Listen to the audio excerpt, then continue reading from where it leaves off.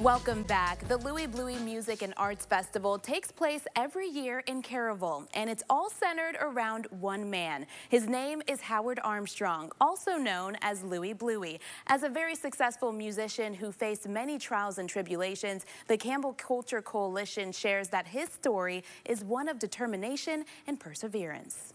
Howard Armstrong, and his stage name was Louie Bluie. Actually, he was born in Ohio, but he moved to Campbell County, Tennessee when he was roughly 8 or 9 years old. And his dad worked actually in the coal fields, and that's why they came down here for work, following the work. At a very young age, he was very interested in music, started playing music, but they were really quite poor.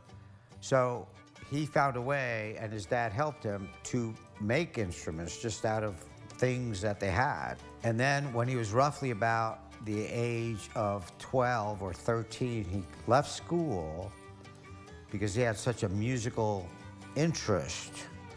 He left school and he came to Knoxville, and the Martin Rowland, the blind fiddler from here, took him in.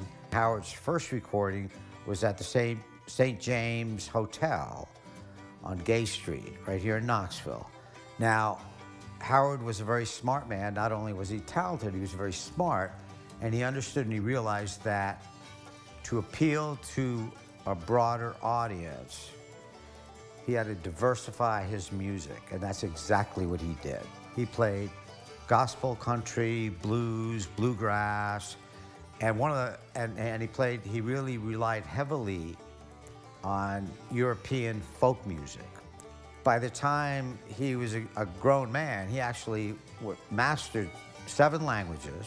But we little poverty knows no color line. We little white kids, little black kids and little white kids would all play together and everything. I know a little boy named Giuseppe Lobertini, Italian. I'm gonna take you home, meet my uncle or my dad. It so happened at that time I was reading and speaking Italian better grammatically than I was English, you know. Because if you can't keep up, you sure enough can't catch up. And I'm gone, do you hear me? I'm dusting my broom.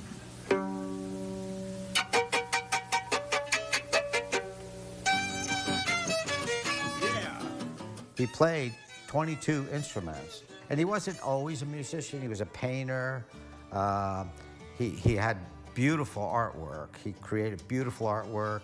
He couldn't just rely on the music to carry him forward because it was tough times. He was, born and raised in the Depression, and he was black, and he faced Jim Crow, bigotry, and he had no money really, but he had a vision, and he had a dream, and he persevered, and he just kept pushing and pushing and pushing to do what he was able to accomplish in his life, which was incredible.